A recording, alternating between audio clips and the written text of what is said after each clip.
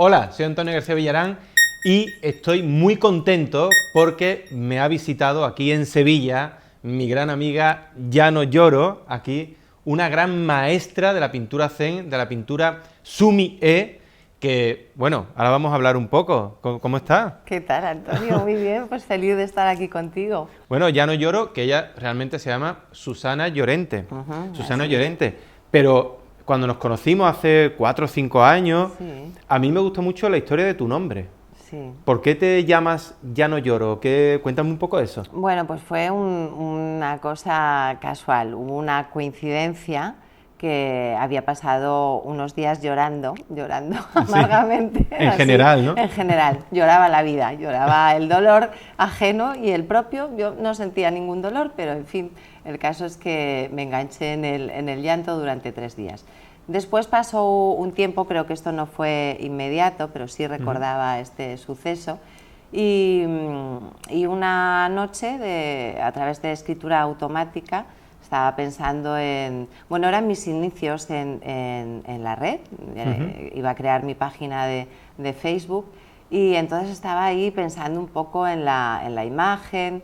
El caso es que yo cogí una libretita pequeña y me puse a escribir y me salía automáticamente repetir ya no lloro, ya no lloro, ya no lloro, en diferentes ¿Que era como un tamaños. mantra para no llorar más o...? No lo sé, es que realmente fue algo que sucedió así, o sea, no fue algo premeditado, yo no pensaba ni en el llanto ni en aquel suceso, esto lo pienso después, ¿no? Sí, sí. Con el tiempo, digo, ¿por qué? Porque yo tampoco lo tengo muy claro, digamos que yo no busqué el nombre, sino que el nombre me buscó a mí. Y bueno, pues jugando salí un poco de la repetición del ya no lloro, escrito como de manera correcta, y de pronto pasé a las 2 Y, a llano, y empezaba a visualizar ya la imagen como un grafismo, ¿no? Y me gustó como la sonoridad estaba muy relacionado pues con un nombre japonés. Y de pronto lo vi claro, dije, pues es que yo soy ya no lloro. Claro, yo Y así fue. te confieso que yo cuando lo vi la primera vez, yo no caí en que venía del llanto, de eso de que ya no llora. Ya no lloro. Yo pensaba, incluso, digo, será oriental, será china, japonesa, pensaba, y al final eres de Madrid, Sí, ¿no? sí, soy de Eres Madrid. de Soy Madrid, de Madrid. pero tú tienes Sí, ancestros... tengo un antepasado que es un tatarabuelo que no lo tenemos completamente ubicado, creemos que era malayo, pero estamos ahí investigando para ver de dónde venía exactamente. Y luego, ¿de dónde te viene a ti esto de el sumier? Porque lleva más de 30 años, o sea, 30 años practicando esta técnica. Sí, sí, llegó a mi vida de manera casual. Es verdad que siempre me interesó la cultura, el arte oriental, el zen, ¿no? Estaba un poco en mis intereses y pues de pronto un día de manera casual en el estudio familiar pasó una chica por allí de tantos artistas que acudían pues para ofrecer sus clases, su obra, lo Porque que tú vienes fuese. de familia de artistas, ¿no? ¿Se Bueno, puede decir sí, o bueno, cómo? de familia, realmente el artista artesano es mi padre, que su oficio es esmaltador y orfebre, y él siempre tuvo estudio, entonces yo me he criado en el estudio. Después, según íbamos creciendo los hermanos, nos íbamos sumando al taller familiar y al final terminó siendo una empresa familiar en la que estábamos todos Qué bien. sumados, ¿no? Eso como en el medievo, ¿no? Que Sí, sí, los sí, niños y las sí. niñas empezaban con los padres a hacer lo Claro, que a enseñarle el oficio, exactamente. pero yo sé que tú me has comentado que pintabas muñecas o muñecas de porcelana o pestañas de eso. ¿Qué es Sí, eso? sí, sí. Bueno, durante una época en la escuela nos dedicamos a la reproducción de muñeca antigua, al estudio de la muñeca antigua de 1900, de porcelana, y con la misma técnica la creación de muñeca contemporánea, ¿no? Pero muñeca pieza única, muñeca artística, que tenía un mercado fundamentalmente en Estados Unidos y en Alemania. Entonces, yo por aquellos años que mi interés no estaba en trabajar en el seno familiar, siempre quería desmarcarme un poco, quise estudiar Bellas Artes, pero como estaba muy metida en el estudio, por ahí pasaban muchos artistas, tenía como adquirido mucho conocimiento pues de esta manera antigua, ¿no? de transmisión a través de maestros. Claro. Y entonces me parecía que tenía que hacer algo más práctico, que esa parte la tenía más cubierta y buscar un estudio más práctico. Entonces estudié arquitectura interior y estuve trabajando también en publicidad, hice diseño gráfico, trabajé en publicidad durante unos años y aquello descubrí que no era para mí, no era para mí. Claramente es una actividad demasiado agresiva, ¿no? Y bueno, pues estaba como pez fuera del agua. Entonces volví a casa. Por favor, quiero pintar. Quiero pintar y quiero trabajar aquí pues un tiempo a la semana para poder dedicar tiempo a investigar y a trabajar en la pintura. Y entonces aprendí el oficio de la muñequería, que era lo que se estaba haciendo en el taller. Qué bonito, la muñequería. Sí. Yo quiero aprender la muñequería Así también. que fui muñequista y fui una muñequista muy activa durante muchos años, con exposiciones todos los años en San Francisco, en Nueva York, iba a las ferias de París, me formé en Estados Unidos porque formábamos parte de una escuela americana. Y bueno, estuvo bien. Yo me preguntaba qué hago yo haciendo muñecas, porque yo nunca jugué a las muñecas, no era una cosa que... Pero bueno, estaba en contacto con el volumen, con la porcelana, con la pintura. Estaba en contacto con la pintura, ¿no? Había una parte en la muñequería que era la pintura de pestañas, de cejas, que era una pintura muy minuciosa, de trazo casi de delineante, ¿no? Y muy precisa. Y a mí eso me encantaba. O sea, yo entraba en unos estados, cogía unas cabezas grandes, la porcelana bien pulida, preparaba las grasas y con unos pinceles largos de pelos muy finitos, pues la verdad es que la gozaba ahí y entraba en pintando estado... pestañas. Pintando pestañas. Era una de las partes que más... Yo creo que nunca he escuchado a nadie que diga una cosa así. O sea, yo no sé si... ¿Cómo es? Muñequista. Muñequista. ¿Muñequera o muñequista? Yo creo, si hay alguien aquí que nos está viendo, por favor, que sea muñequista, uno o una, lo que sea, que lo ponga en comentarios, porque yo, vamos, sí, la pues primera vez que lo escucho y tiene que haber todo el mundo. Y hay todo un circuito. Ahora está un poco más de capa caída, pero bueno, yo he ido a ferias, he participado en ferias de muñeca contemporánea, muñeca de autor, todo el mundo. Eso, en Alemania. Yo es que creo que todo eso además influye. Yo siempre he dicho que los artistas no tenemos que tener miedo ni reparo ni nada al hablar de nuestro pasado, de cosas que hemos hecho. En mi caso yo hice muchos encargos en su tiempo, todo el mundo sabe ya lo de pintar pañoletas de feria, pintar murales con esponjas, pero todo eso me curtió. O sea, y en tu caso pintar pestañas. Después yo te he visto hacer la pintura zen y no son pestañas, pero las hojas de bambú... Sí, es un poco lo mismo, las ramas, los tallos del bambú, es sobre todo ese gesto de punto. Yo recuerdo además que tenía un mantra en la cabeza cuando pintaba las pestañas que era punto estira, punto estira, punto estira, punto estira. Y ahora es un poco lo mismo con las cañas de bambú.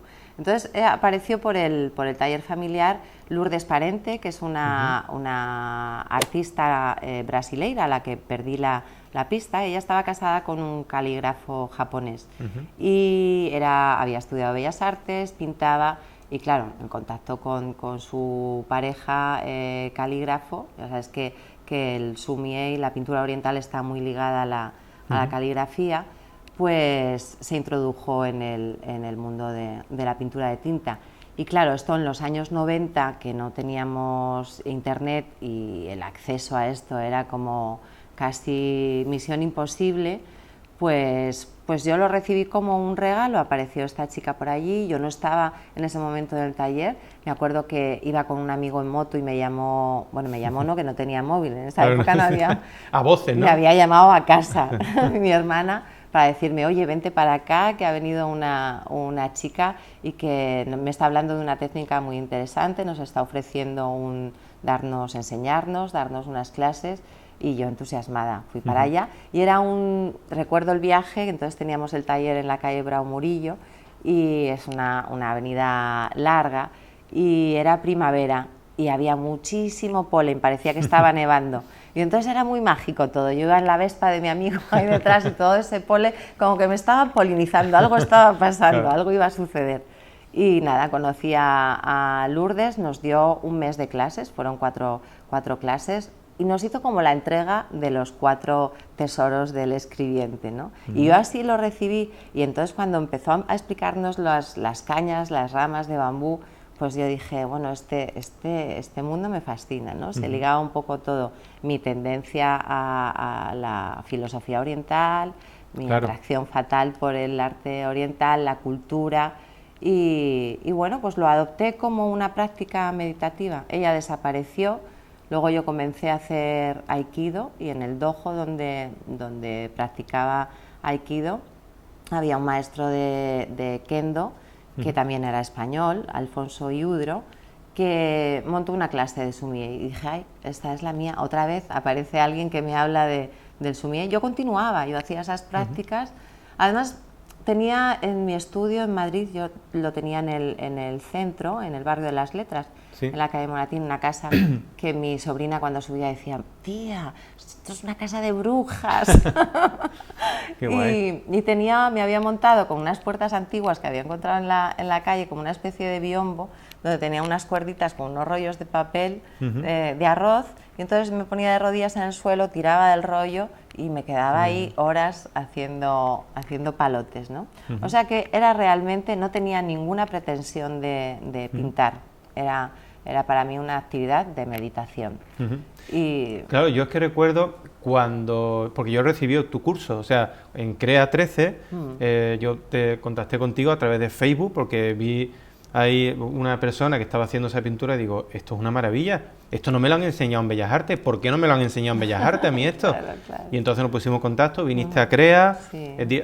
diste varios cursos en CREA, en la Academia Física, que ahora ya lo que te he pedido es que esos cursos pasarla a la Academia Online, que es lo que estamos... me parece un proyecto maravilloso. En lo que estamos metidos, pero yo dije, esto que es tan interesante, casi de línea única, que era lo que yo también había estado buscando y sigo buscando durante toda mi vida, con mis dibujos, ¿no? Claro, porque tiene mucho que ver con tu forma de expresión, con el dibujo la línea de tu dibujo. Pero ¿no? claro, en el arte occidental, cosas que yo te he visto hacer a ti, y incluso la manera de respirar al hacer una línea, y tú decías, no, expulsa y lanza, y digo, esto es lo que yo buscaba. Esto es lo que yo buscaba, porque aquí en Occidente a lo mejor nos tomamos un vaso de vino y hacemos la línea. Claro, de la misma manera, a lo mejor, pero no hay esa conciencia sobre todo. Eso es. Y eso me fascinó y me metí de lleno, yo tengo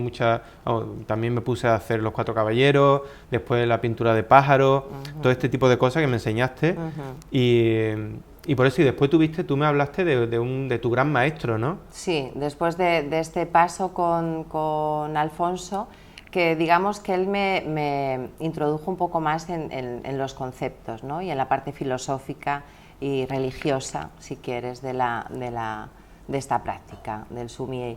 Y fue muy interesante, pero llegó un momento que al nivel, claro, yo tenía una mano muy, muy adiestrada, pero por este camino que te digo de punto estirar, haciendo pestañas, ¿no?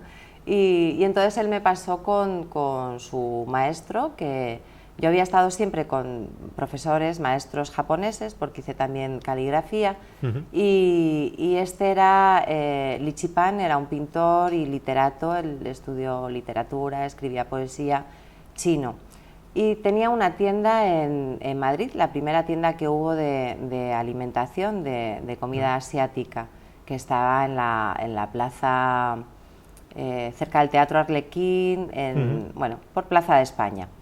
Y era una tiendita pequeña donde compraban pues todos los restaurantes de comida asiática, donde después los cocineros de la Nouvelle Cuisine iban buscando ahí producto asiático.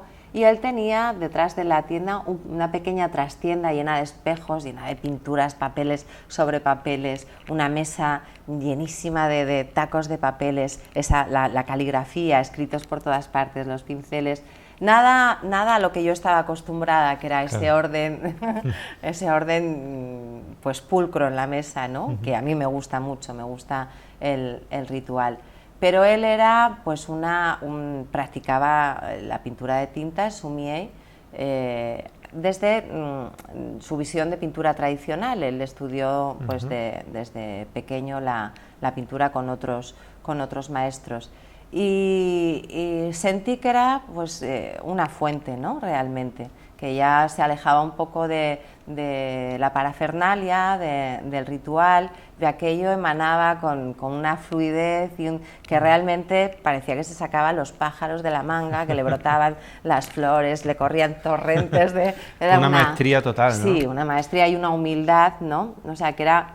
en esta práctica es una forma de vida, no solamente el objetivo es tener una pintura deslumbrante, que evoque todo, no que sea perfecta, sino que esté llena de equilibrio, de energía, y es un poco pues una forma de vivir y de Yo estar. cuando me has dicho lo de tu maestro con todo esto de los papeles amontonados y tal, he recordado a cuando estuve investigando sobre la vida de Hokusai, que he hecho varios vídeos en mi canal y hablando de este gran artista que a mí me encanta, y una de las cosas que se dice de él es que casi cada año, cada 2 años, estaba en una casa nueva y cuando la llenaba de papeles se iba a otra. O sea, dice que no la limpiaba, sino que dejaba todos los dibujos por allí y todo esto.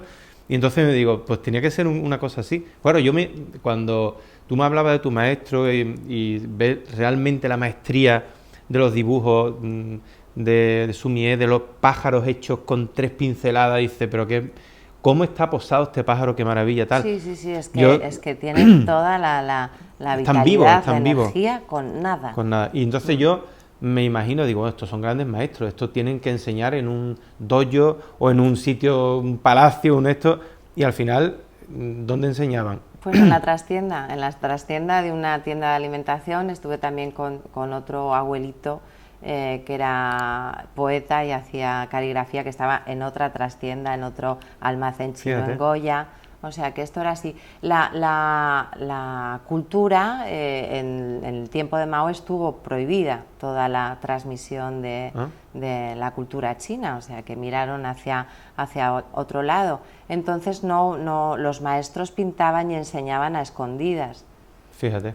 Y luego, aquí en España no es que haya estado prohibida, lo que pasa es que, como no existía el internet, yo supongo que yo no había ni escuchado hablar de esto. Y mira que yo me considero estudioso del arte, todo lo que cae en mis manos lo leo, pero tendría que ser dificilísimo encontrar ni siquiera un libro o alguien que te quiera enseñar, porque estos maestros, si tú le dices, venga, ¿cuánto cuesta la clase? Tanto. No va así, ¿no? No va así. En el caso de Lee, de mi maestro, pues yo accedí a él por vía de mi otro profesor, Alfonso, y él solamente acogía a gente que creía, bueno, pues que tenía cierta preparación para acceder a la técnica, al método, pero si no, pues no cogía a cualquiera. Tenía un espacio muy pequeño y entonces seleccionaba muy bien a sus alumnos. Entonces él tenía bastantes alumnos repartidos por España, incluso gente que venía de fuera, pero no tantos. Yo la verdad es que establecí una relación muy bonita, muy estrecha y de mucha colaboración con Lee. De hecho, estuvimos dando cursos juntos en Galicia. Él tenía mucha confianza en mí, lo cual yo le agradecía muchísimo, porque para mí era como bueno, era muy importante, y él ha fallecido hace pocos años y me he quedado huérfana de maestro, esperando a que me caiga otro bueno, tú eres la maestra ahora también. Yo siempre te he visto una maestra, cuando te veo pintar y hacer esas líneas que haces, yo me quedo, digo, qué maravilla, vamos, es que es hipnótico. Sí. Hemos estado grabando cursos y estaba así, estábamos todo el equipo como... ¡oh! Sí, la verdad es que cuando entras en ese estado tranquilo, de mente en calma, ¿no? y con cero pretensión, que también es importante, por eso te produce mucha ansiedad, pero eso le pasa a cualquier pintor, ¿no? Cualquier artista, cuando se pone... Pues hay unos momentos ahí de lucha. Pero aquí, pues eso, esa manera de proceder, pues te pone en un estado tranquilo y es como que, bueno, voy a situarme, es como una reverencia ante el trabajo, por eso la posición corporal es importante, ¿no? Esa entrega absoluta. Incluso me gusta lo de la mano, ¿no? Que se coge con 2 dedos, o sea, que tiene todo un... La verticalidad del pincel, claro, que es para que el ki o el chi fluya. Si tú estás pintando de cualquier manera o cortas aquí el flujo de energía, pues ya no tienes esa conexión con el todo. Y, por ejemplo, me fascinó mucho el que para hacer el bambú, porque claro, la diferencia que hay entre la pintura occidental y la pintura oriental es el yin y el yang, o sea, es 2 caras de la misma moneda, que es el arte, ¿no? Pero allí, por ejemplo, las reglas son clarísimas, o sea, para hacer un bambú se coge el pincel de tal manera, se carga de tinta por la punta un poco de más, o sea, tiene toda una fórmula y al lanzar el trazo lo tienes que lanzar de atrás adelante, o sea, nada que ver con la pintura occidental. Y no solo eso, sino que allí, o sea, allí, cuando digo allí, digo pintura oriental, lo que se premia es, por ejemplo, que se parezca más a los antiguos maestros y que se copie muy bien lo que ya se ha hecho. Claro. Cosa que aquí, claro, cuando copias algo te dice, copiota, esto ya lo hizo no sé quién. Claro. Allí es todo lo contrario, ¿no? Bueno, yo creo que eso es fundamental, o sea, el apreciar el conocimiento de alguien que ha estado anterior a ti, o sea, obviarlo y pensar que esto pues es muy pretencioso, ¿no? Y muy soberbio. Yo creo que si tú tienes un maestro, aunque en lo contemporáneo estés haciendo algo completamente distinto y quieras romper con esa forma, pero debes estudiarlo. Claro. Yo creo que es fundamental. Eso lo digo yo siempre, el copiar a los maestros. Cópialo, pero cópialo tal cual. O sea, si te gusta Velázquez, te gusta Sofonis Banguisola o lo que sea, investígala. Sí, porque es ahí donde vas a tener la revelación de algo, ¿no? Claro, y luego harás tu obra, porque somos un conjunto de muchos conocimientos y ya te saldrá. A mí me preguntan mucho por las redes, en Twitch, en esto, todo, en mi academia cuando la tenía, pero yo quiero mi propio estilo. Digo, no te preocupes por tu propio estilo. No te preocupes. Es el trabajo. Claro, trabaja y te va a llegar. Y además tú ya lo tienes. Tu mano es tuya, tu gesto es tuyo, tu cabeza es tuya y eso va a llegar solo. Pero intenta aprender y aprender todo lo que puedas de todo el mundo. Absorber lo máximo. Y ya te digo, al final te llega. Claro, todo. Esto es como una de las lecciones del bambú, ¿no? Cuando hablamos de esta pintura de los 4 caballeros, el método, el estudio de estos elementos, no solamente es la forma, sino lo que se imita o son las cualidades que le atribuimos como humanas, ¿no? Como la perseverancia, la fortaleza, todas estas las posee el bambú, que es justamente esto que estás hablando, la formación, esa preparación, ese tiempo. El bambú tarda 6 años en establecer todo su complejo sistema de raíces antes de que la semilla brote. Bueno, pues fíjate, esto es una metáfora del conocimiento. Y esto es el pensamiento oriental, ligado siempre a la observación y a la contemplación de la naturaleza. Y a mí eso me encanta. Claro, y luego el bambú, ya que tiene sus raíces, eso pues, es capaz de llegar ¿a cuánto? A 30 metros en 6 meses. Fíjate. O sea, ha tardado 6 años en tal, pero después... Y luego, claro, si te pones a filosofar, luego el bambú está hueco, pero es durísimo, se cimbrea, se mueve para mantenerse vivo, las hojas, o sea, ya su entra... Su adaptabilidad, su flexibilidad... Claro, es rígido pero flexible, o sea, claro. Pues son cuando cosas... pintamos la práctica oriental, pintas pensando en todo eso, no estás representando lo que ves, estás dejando que esa esencia de lo que es el bambú o cualquier otro elemento crezca en ti, ¿no? Claro. Y son cosas muy profundas que a mí me encanta, me hace la pena meterte ahí y investigar y a ver qué te... Es un camino. Y luego también me llamó mucho la atención que me comentaste que hay algunos maestros, alumnas, lo que sea, que para hacer un buen bambú, que realmente no lo olvidemos, es siempre el mismo gesto, sí, que más para la derecha, para la izquierda, la composición, pero es lo mismo. El gesto y la carga del pincel, La que carga es una del de las pincel. cosas más difíciles. Eso, pero ¿cuánto tiempo tarda? A lo mejor un mes, Pues 2 meses. los orientales siempre dicen media vida para el bambú y toda la vida para la orquídea salvaje, ¿no?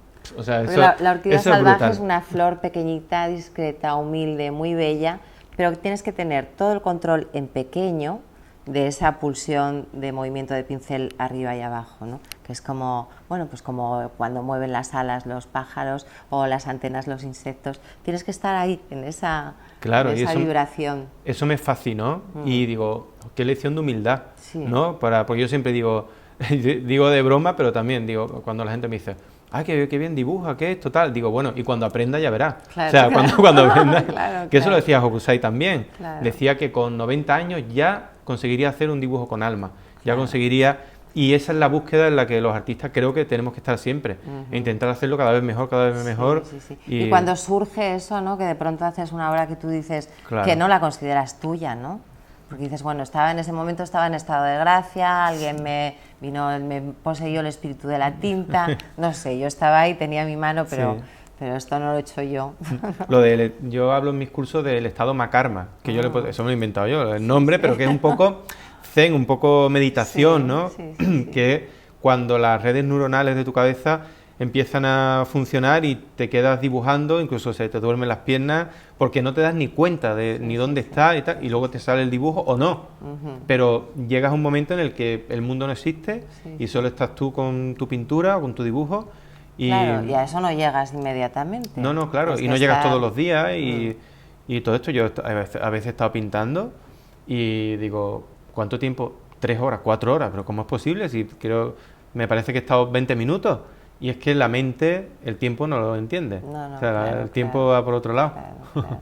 Por eso al final el oficio es muy importante, ¿no? El trabajo a pie de obra para que eso se produzca, si no estás ahí dándole Oye, ¿y qué callo. piensas tú del arte conceptual? O sea, porque moviéndonos en el mundo del oficio, de la pintura, de todo esto, ¿qué piensas tú, por ejemplo, de cuando es un ejemplo, pero muy que ya lo conoce todo el mundo, lo de pegar el plátano en la pared, ¿no? De Mauricio Catalán. ¿Te gusta, no te gusta? ¿Te parece bien, te parece mal? ¿Te da igual? Bueno, me parece no va contigo.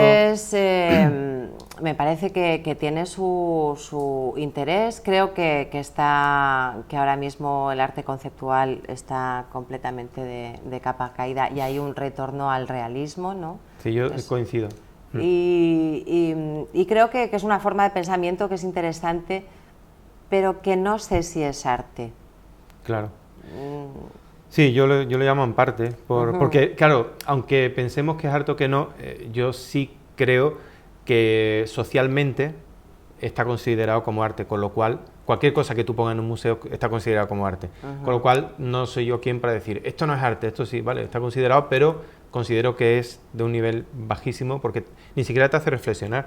O sea, yo veo una orquídea pintada, que son pinceladas, pero es que ya tiene el gesto del artista, tiene la composición, y después, lo que hablábamos antes, tú puedes ver 500 pinturas de bambú, ¿no? A mí me fascinó una que vi, que era el bambú al viento, o sea, con cuatro, a lo mejor son 500 líneas, pero es que lo que estaba pintando ese artista o esa artista era el viento. ¿Cómo se pinta el viento? Pues con los bambú, me explotaba la cabeza.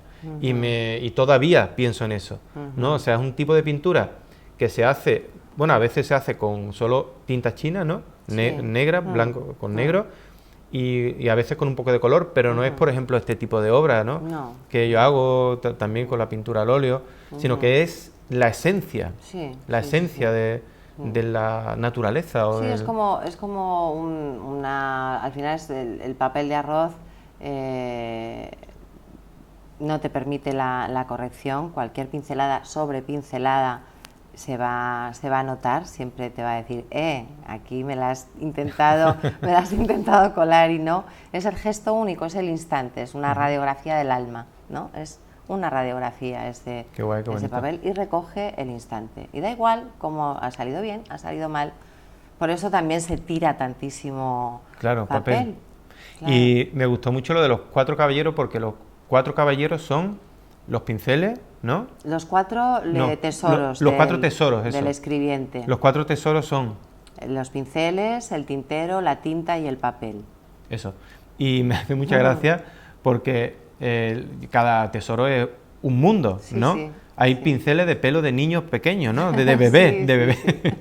O sea, son cosas Sí, pinceles que... con plumas, pinceles con pelo de lobo, pelo de cabra, pelo de nutria, pelo de... sí. Por eso es que es un mundo tan fascinante, apasionante, que ahora ya... en Maravilloso, la- porque ves el proceso de fabricación, de realización de los pinceles y pues ves al artesano cómo sale al bosque, recoge, hace selección de las cañas, las corta, va...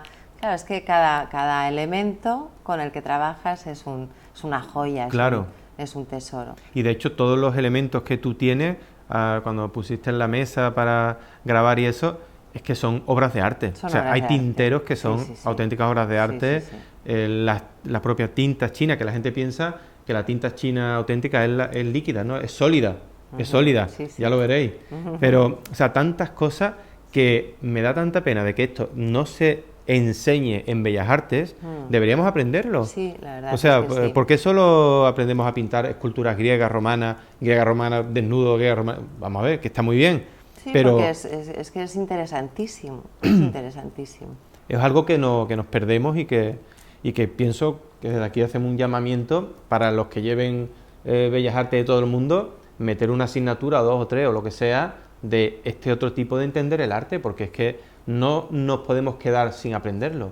Y a mí me interesó mucho esto porque yo creo, no sé si tú estarás conmigo, en que mi dibujo sí tiene que ver estos dibujos grandes que yo hago. Sí, sí, o- yo la primera vez que fui a tu estudio, a Crea 13, y vi tu carpeta de dibujos de figura humana con esa línea, esa espontaneidad y ese manejo de la tinta, de las anilinas, pues es que parecían pinturas de maestros orientales, ¿no? Tenía esa impronta, esa fluidez, ese control suelto de la línea, esa conexión con Sí, además, el principio y el fin. también no tengo la mesa llena de papeles, pero sí lo enseño muchas veces en los vídeos, tengo cajones y cajones llenos de bocetos, de dibujos, de modelos natural, porque yo siempre he creído en el trabajo para conseguir algo excepcional, ¿no? Y siempre me he obsesionado con aprender a dibujar, con hacer en una tarde 60 dibujos, 80 dibujos, porque no quería perder el tiempo y porque quería superar a todo el mundo, ¿no? En realidad. Y esa obsesión al final, pero es muy bonita, yo me lo he pasado muy bien haciendo eso. Y eso es lo que después me ha permitido, en papelones grandes, con un modelo, con una modelo o con un motivo, claro, ver lo que otros no ven de primeras, ¿no? El ver una cabeza y yo ni siquiera sé cómo va a terminar el dibujo. O sea, yo siempre tengo un montón de materiales puestos en la mesa y cuando veo lo que quiero pintar, a lo mejor en la cabeza del modelo se me aparece una mancha verde. Y ahora digo, ¿qué hay verde? Aquí cojo la anilina y cojo una brocha de esta de pelo de cabra y hago fum, fum, fum. Y luego cojo una tinta y es una sorpresa para mí siempre lo que va a salir. Y no sé también, como has dicho, de dónde sale Sí, eso. sí. O sea, no tengo, digo, bueno, Un voy a momento hacer... mágico. Sí, sí. Y hombre, yo sé que sale del conocimiento que he adquirido, de la intuición, de que sé lo que funciona, aunque a veces pienso que funciona y luego no. Pero es una Sí, cosa... pero no es cuando sucede eso, no estás en el control de la mente, no estás, dejas que intervengan más factores, ¿no? Como la intuición, entonces entras en otro estado, porque cuando estás solamente en la mente hay más control y no se da ese momento tan mágico. Oye, y alguien como tú, tan espiritual, tan ¿no? zen, toda tu vida un poco ha ido en torno a eso.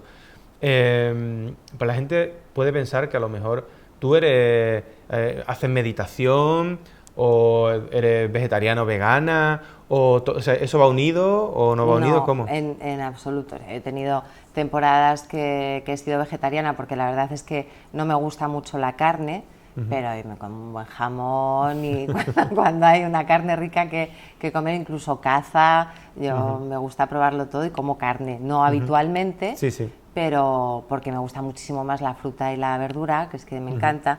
Pero fui vegetariana porque al lado del estudio de mis padres había un restaurante vegetariano y comíamos siempre fuera de casa, comía el menú del día y luego ya pues no me hice vegetariana por gusto y por comodidad. Sí.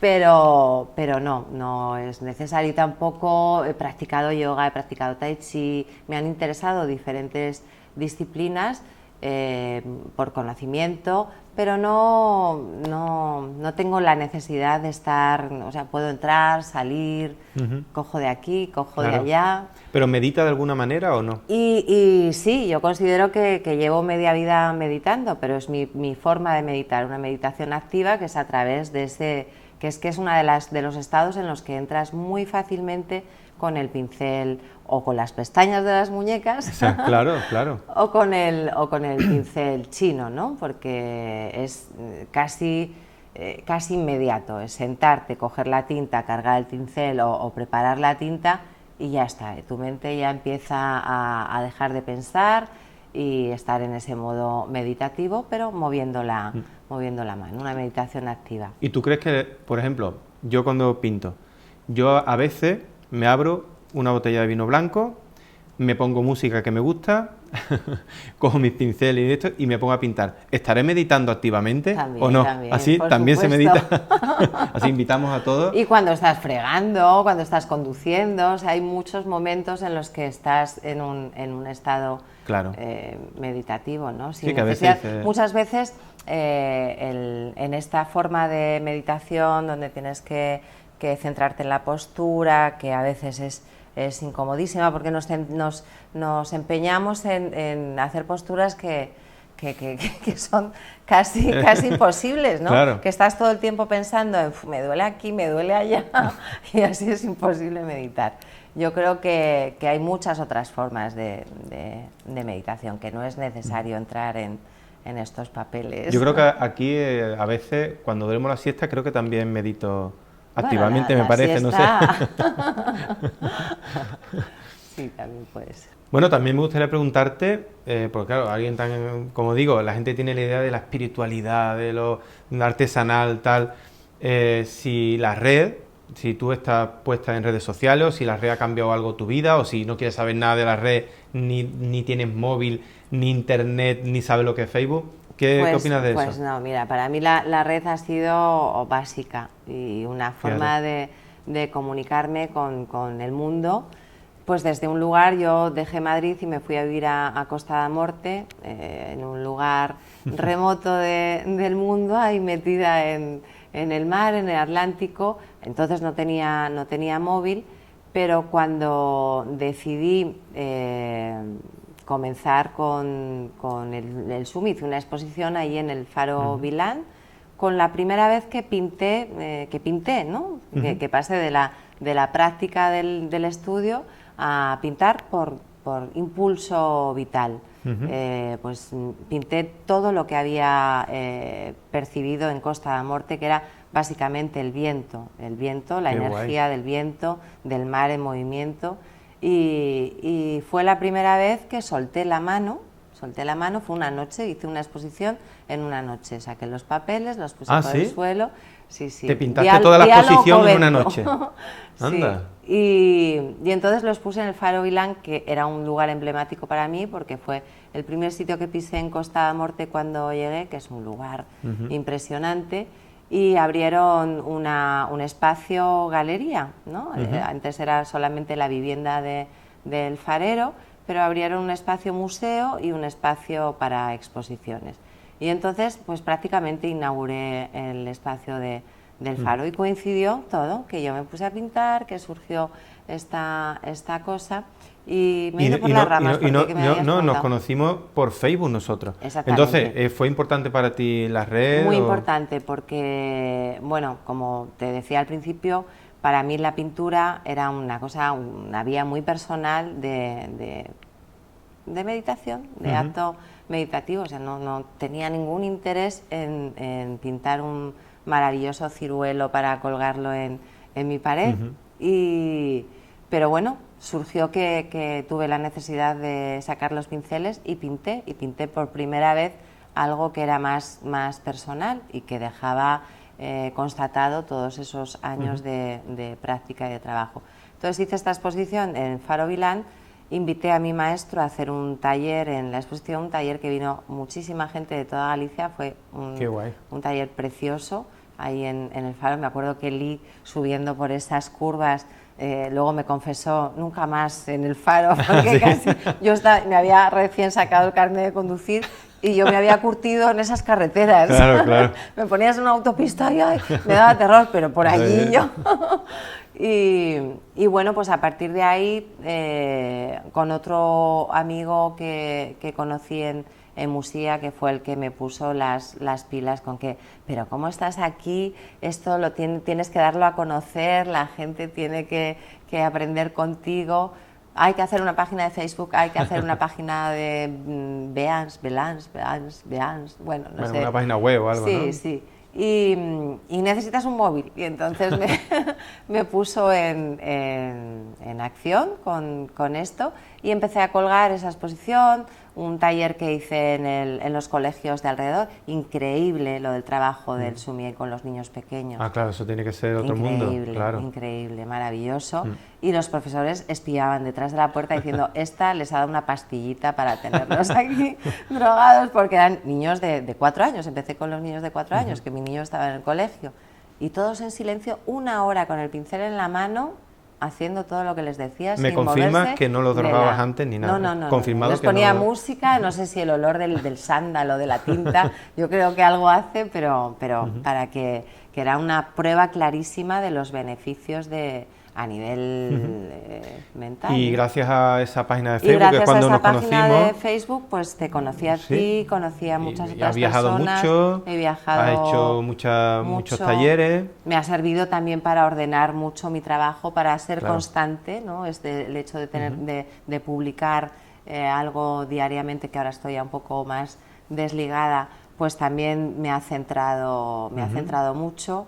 Y en fin, he conocido a gente fantástica como a ti y bueno, pues no tengo más que agradecimiento y buenas cosas, ¿no? Y yo creo que es importante cuando yo en 2014 decidí hacer los cursos online y todo esto, simplemente por un tipo de, o sea, por un egoísmo de decir, a mí me hubiese encantado tanto ver ver a mis maestros pintando en su estudio, que me enseñasen en vídeo, porque evidentemente la gente va y viene, muere y todas estas cosas, y si no se queda documentado, muchos se llevan su conocimiento con ellos y nunca más se va a saber. O sea, cuando estamos grabando tu curso, cuando estamos grabando los míos, yo tengo siempre en la cabeza eso, el que sí, se va a grabar, se va a hacer la academia online, todo eso está muy bien, pero para mí tengo la felicidad de decir,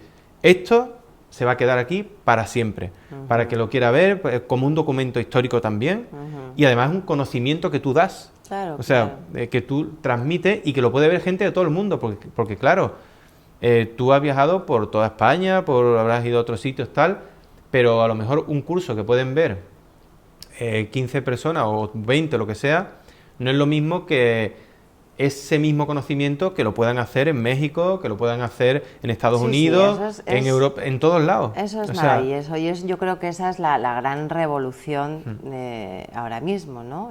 Sobre todo en el conocimiento, el que hagas un clic y que tengas, pues lo que me costaba a mí buscar cualquier información, es que ahora un clic tienes acceso a la música, a toda la cultura.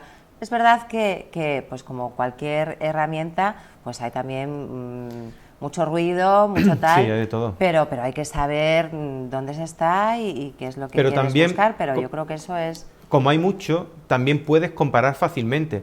Yo recuerdo cuando te descubrí, cuando vi tu pintura y tal, después miré a otros maestros, profesores que había ahí y yo decía, pero esto no tiene la calidad, esto no es tan bueno como lo que hace Susana, esto no...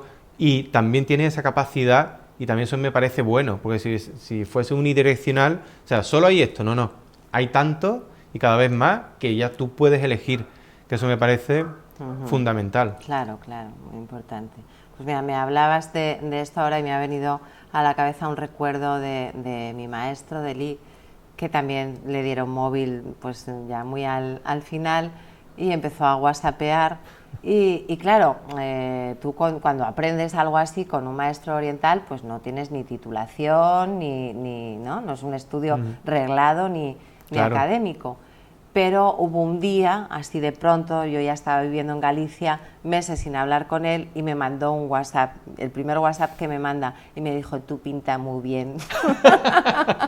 Y entonces Qué yo me lo bueno, tomé como, bueno, claro que- me he graduado. Claro, claro, me ha dado el título. Sí, me ha dado el título, fue buenísimo, así. Ya, Que sin tú más. pintas muy bien. Tú pintas A muy partir bien. de ahora, tú pintas muy bien. El cumplido que hay que decir a alguien que Y haga buenas luego cosas. mi hermana Tú pintas muy bien. la cogió como alumna, y esto siempre lo cuenta ella, yo me parto de risa con ella, porque siempre la comparaba, ¿no? Y la decía, esta cosa tú no, tu hermana muy libre, tú no, esta cosa tú... Y mi hermana siempre cuenta y dice, es que de verdad... Demasiado sincero, ¿no? Sí, Sería, sí, sí. sería un youtuber magnífico. O sea, Bueno, sí, sí. sería... Sí, sí, genial, genial. Que bueno, pues muchísimas gracias por, Pues gracias por a ti, visitarme. Antonio, feliz de estar aquí. Y por en tu este estudio, conocimiento que estamos haciendo, compartiendo y lo estamos dejando ahí por grabado ahí, con todo el equipo. enraizando como las raíces del bambú. Sí.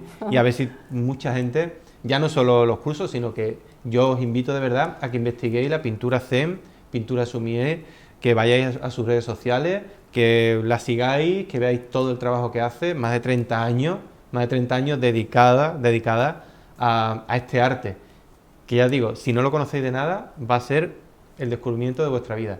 Así que muchas gracias por estar aquí. Muchas gracias. Y nos vemos muy pronto. Adiós. Chao.